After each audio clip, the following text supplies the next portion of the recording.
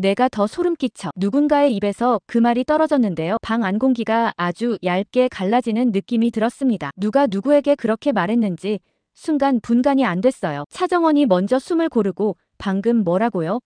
라고 되물었는데요. 대답은 곧바로 나오지 않았습니다. 한혜라가 웃지도 화내지도 않은 얼굴로 정원을 바라봤고 주하늘이 손끝을 말아쥐면서 말문을 열까 말까 망설였고 진세훈은 의도적으로 눈을 내리깔며 기록처럼 장면을 마음에 새겼습니다. 그 짧은 침묵이 길게 늘어났는데요. 침묵 사이로 흐르는 건 사실과 거짓이 서로 자리를 바꾸려는 소리였다고 나중에 모두가 인정하게 됩니다. 최근까지 차정원은 자기 이름이 자기 얼굴과 제대로 붙어있지 않다는 걸 매일 체감했는데요. 차수하였던 과거를 부정하고 싶지도 않았고 그렇다고 그 이름으로 오늘을 살아갈 용기도 모자랐습니다. 나는 누구의 딸인지로 불리고 싶지 않은데요. 정원이 그렇게 말하면 한혜라는 언제나 같은 목소리로 대답했죠. 세상은 계보를 먼저 묻는단다. 내가 싫어도 누군가는 그걸로 너를 가격해. 그 말이 이성적으로는 맞았지만 감정에선 늘 미끄러졌어요. 더구나 요즘에는 새 증언과 문서들이 흘러나오면서 한혜라가 딸이라고 불러온 그 관계 자체가 의심받기 시작했거든요. 한혜라의 딸이 아니고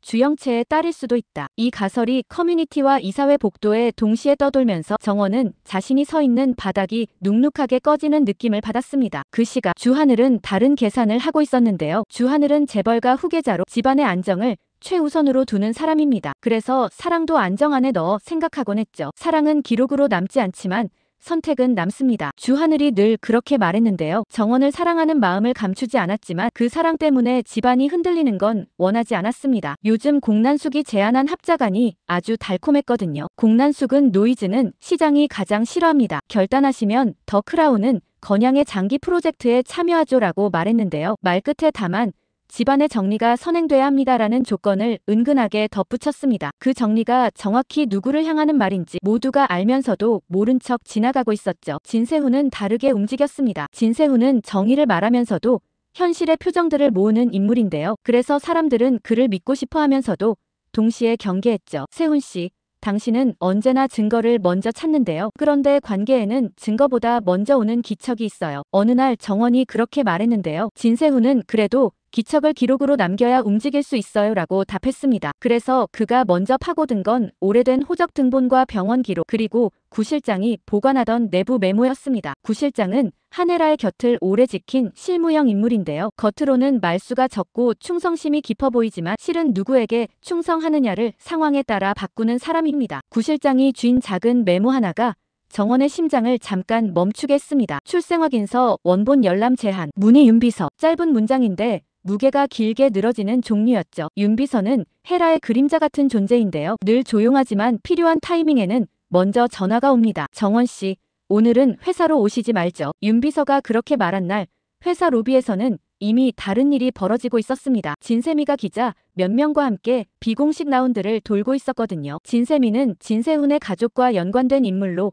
사건이 있을 때마다 한 발 앞서 세간의 시선을 배치하는 데 능한 사람이었습니다. 사실관계 확인 중이지만 내부 진단이 진행되고 있다는 이야기를 들었어요. 그 한 문장으로도 충분했는데요. 누구의 무엇을 진단한다는 건지는 말하지 않았지만 사람들은 아, 그 이야기구나 하고 고개를 끄덕이기 마련입니다. 이렇게 이름 없는 소문은 이름 있는 사람을 먼저 무너뜨리죠. 그 무렵 주영채가 다시 등장했습니다. 겉으로는 우아하고 조신한데 내면에는 불안정한 파동이 자리한 사람입니다. 주영채는 오랫동안 어디론가 물러나 있었고 그 사이에 주영채라는 이름이 다른 문제들과 엮여 흘러다녔습니다. 어떤 날은 그 이름이 정원의 새로운 이름처럼 회자됐고 어떤 날은 도용과 오해의 상징처럼 떠돌았죠. 그래서 진짜 주영채가 다시 모습을 드러내자 모두가 당황했는데요. 주영채는 미소를 얹고 처음 뵙겠네요. 저는 주영채예요 라고 말했습니다. 정원은 그 얼굴을 보며 묘한 감정을 느꼈습니다. 이름은 남이 줄 수 있지만 얼굴은 내가 살아서 만들어야 한다. 정원이 마음속으로 그렇게 중얼거렸는데요. 그 말은 위로 같기도 선언 같기도 했습니다. 그날 저녁 가족이 한자리에 모였을 때 처음으로 공기가 갈라졌습니다. 한혜라가 단정한 표정으로 모두를 앉힌 뒤 아주 간단한 톤으로 말문을 열었죠. 문서들은 모두 오해입니다. 본질은 건드려지지 않았어요. 차기범이 본질이 정확히 뭔지부터 다시 정의하죠라고 받아쳤습니다. 차기범은 숫자와 원칙을 믿는 사람인데요. 감정보다 절차를 앞에 세워 스스로를 지키는 타입입니다. 주하늘은 그 사이에서 균형을 잡으려 했지만 균형은 늘 늦게 도착합니다. 목소리가 오르내리던 순간 조용히 있던 정원이 결국 말을 꺼냈습니다. 저를 누구의 딸로 부르든 상관없는데요. 다만 그 부름으로 누군가를 발밑에 깔려있게 만드는 건 그만했으면 해요. 말끝이 떨렸고 하네라의 눈빛이 아주 조금 흔들렸습니다. 그때 하네라가 낮게 답했죠. 내가 더 소름 끼쳐. 순간 모두의 시선이 정원에게 꽂혔습니다. 소름을 유발하는 건 사실이 아니라 사실 앞에서 흔들리지 않는 태도라는 뜻이었을까요? 아니면 헤라 자신이 두려워하는 감정의 투사였을까요? 그 한마디는 이후로도 오래 울립니다. 며칠 뒤 시장이 먼저 반응하기 시작하면서 분위기가 급격히 달라졌습니다. 공란숙이 기다렸다는 듯 투자안의 단서를 바꿨는데요. 구조 변경, 이사회 내 인적 리스크 제거 시 프리미엄 조건 재개. 공문에서는 이름을 빼고 리스크라고만 썼지만 모두가 누굴 말하는지 알았습니다. 그날 밤 주하늘은 정원에게 조심스럽게 물었습니다. 조금만 시간을 줄래? 정원은 씁쓸하게 웃었죠. 하늘씨는 늘 시간을 원하더라고요. 그런데요. 시간이 지나면 정답이 쉬워지는 게 아니라 더 어려워지는 날도 있어요. 둘 사이에 침묵이 생겼고 그 침묵은 서로를 보호하지 못하는 종류였습니다. 그걸 제일 먼저 눈치챈 사람은 진세훈이었습니다. 진세훈은 둘을 따로 만나 이렇게 말했죠. 사랑과 권력은 같이 안 치면 서로를 갉아먹습니다. 둘 중 하나는 잠시 방을 비워야 해요. 그 말이 정답 같았지만 누가 먼저 자리를 비울지는 아무도 말하지 않았습니다. 그리고 예상치 못한 방향에서 균열이 생겼습니다. 바로 구실장이 움직인 겁니다. 구실장이 윤비서에게 보낸 짧은 메시지 하나가 외부로 유출됐거든요. 원본 파기 불가, 대체 복제안 검토, 복제안이 무엇인지, 누구의 원본을 말하는지 문장만으로는 불분명했지만 정원은 느낌이 왔습니다. 자신을 둘러싼 서류와 사건들 중 어느 하나가 대체 복제될 참이었죠. 진세민은 그걸 리스크 관리라고 불렀고 차기범은 법에 맞추면 문제 없다고 말했습니다. 그때 정원은 갑자기 아주 오래전 기억이 떠올랐다고 해요. 어린 시절 누군가가 이건 내가 모르는 편이 좋아라고 말하던 날의 공기. 그때도 말의 주인은 다정한 얼굴을 하고 있었는데요. 다정의 얼굴은 때로 더 큰 폭력의 포장지라는 걸 정원은 늦게 배웠습니다. 한편 주영채는 정원을 따로 불러 만났습니다. 내가 내 이름을 한동안 쓰고 다녔다는 소문, 사실이든 아니든 상관없어요. 주영채가 먼저 말했는데요. 정원이 놀란 표정을 하자 주영채가 이어서 덧붙였습니다. 상관없는 이유는 간단해요. 이름은 바꿀 수 있는데요. 자리 욕망은 잘 안 바뀌거든요. 내 자리는 무엇이고 내 자리는 무엇인지 그걸 헷갈리는 순간 우린 서로의 발목을 잡아요. 정원은 그 말에서 이상하게 쓴웃음이 나왔습니다. 나는 자리 욕망이 아니라 자리의 안전이 필요해요. 주영채는 안전은 누구의 불안을 밟고 세우는지부터 확인하세요라고 말했죠. 두 사람은 서로를 탐색하는 눈빛을 나눴고 그날의 대화는 결론 없이 끝났습니다. 결론 대신 각자의 다음 수가 움직이기 시작했죠. 이 시점에서 하네라의 내면도 흔들렸습니다. 하네라는 늘 관리를 최선의 무기로 삼아온 사람인데요. 계획표와 파일, 사람들의 발언 스케줄, 심지어 감정의 수위까지 관리 가능한 영역이라고 믿었습니다. 그런데 정원의 표정은 관리의 바깥에서 자꾸 자라났습니다. 엄마, 저는 당신이 무너지길 바라지 않아요. 다만 제가 무너지면서 당신이 서 있는 건 싫어요. 정원이 이렇게 말했을 때 하네라는 처음으로 변명 아닌 고백을 했습니다. 내가 너를 지키려다 너를 막았을 수도 있겠네. 그 문장은 사랑과 권력의 경계에서만 가능한 문장이었죠. 하지만 바로 이어진 문장은 또 달랐습니다. 그래도 우리는 이기면서 살아야 해. 이기지 못하면 우리가 무슨 말을 해도 아무도 듣지 않거든. 하네라는 여전히 승리를 신앙처럼 믿고 있었습니다. 주하늘은 더 복잡해졌습니다. 주하늘은 정원의 손을 잡았다가 놓았다가를 반복했는데요. 조금만 더 정리되면이라는 말이 입안에서 돌멩이처럼 굴렀습니다. 정원은 어느 순간 그 말이 더 이상 다정하게 들리지 않는 걸 알아챘습니다. 다정은 반복되면 변명과 닮아가더라고요. 그때 진세훈이 정원에게 자료 하나를 건넸습니다. 이거 직접 보세요. 그건 윤비서가 관리하던 열람 제한 파일의 일부였는데요. 표지엔 놀랍도록 간단한 단어가 적혀 있었습니다. 불일치. 혈연을 말하는 불일치인지 서면 진술의 불일치인지 해석은 여러 갈래였지만 정원에게 중요한 건 하나였어요. 누군가가 오래전부터 그녀의 이야기를 정리하려 했다는 사실이었습니다. 정리는 사실을 깎아 맞추는 방식으로도 진행되곤 하니까요. 마지막 균열은 공적인 회의가 아니라 두 사람만의 조용한 밤에서 시작됐습니다. 주하늘과 정원이 단둘이 마주 앉아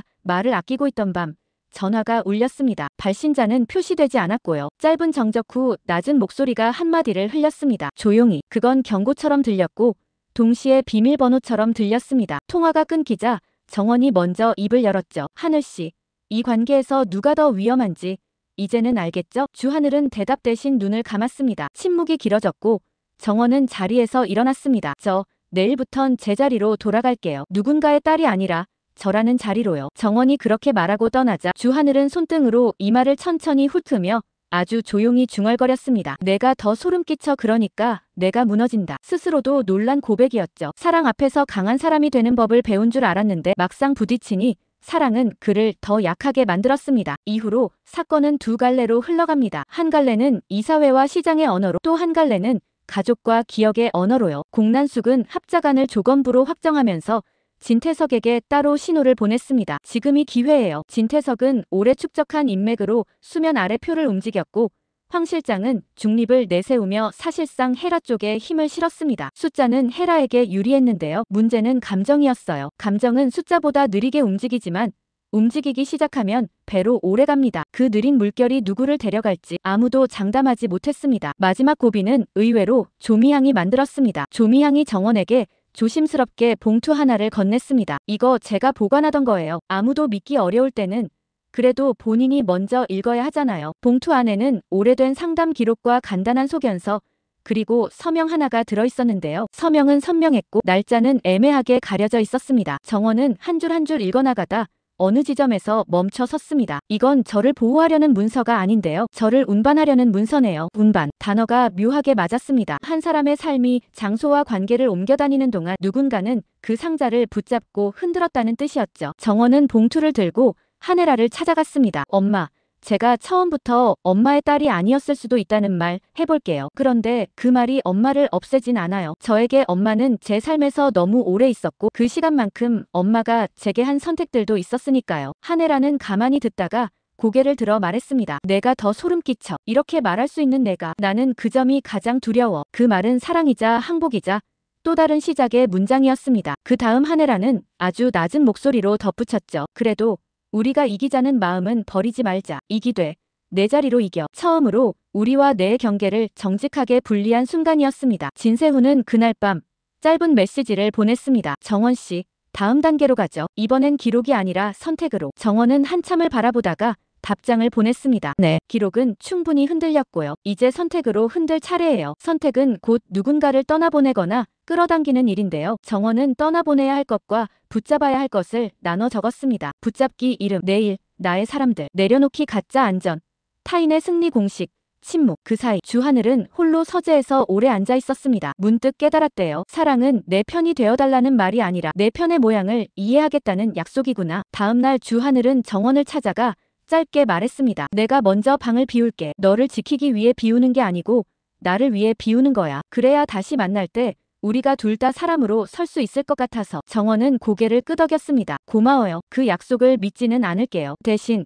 당신의 선택을 존중할게요. 믿음과 존중은 닮았지만 다르죠. 믿음은 기대를 부르고 존중은 거리를 지켜줍니다. 두 사람은 그 차이를 이제야 배웠습니다. 이야기의 끝은 아직 열려있는데요. 한혜라는 싸우는 법을 조금 바꾸기로 했고 공난숙은 새로운 판 위에서 또 다른 계산을 시작했습니다. 구 실장은 어디론가 승진하듯 이동했고 윤비서는 여전히 조용하지만 더 이상 첫 번째 발신자가 되지 않겠다고 마음먹었습니다. 진세민은 다음 이슈를 준비하면서도 이번만큼은 선을 넘지 않겠다는 표정을 지었고 차기범은 규정을 다시 손질했습니다. 주영채는 거울을 오래 들여다보며 이렇게 중얼거렸다고 해요. 이 얼굴이 이제 내 거야. 그 말은 정원의 현재와 이상하게 겹쳐 들렸습니다. 그리고 정원은 오늘 하루를 이렇게 정리했습니다. 나는 누군가의 딸로 소환되는 사람이 아니라 나라는 자리로 호출되는 사람이 되겠다. 그 문장을 마음속에 써놓고 정원은 한숨을 길게 내쉬었습니다. 소름은 공포에서만 오지 않더라고요. 진실 앞에서 흔들리지 않으려는 용기. 그 용기가 누군가에게는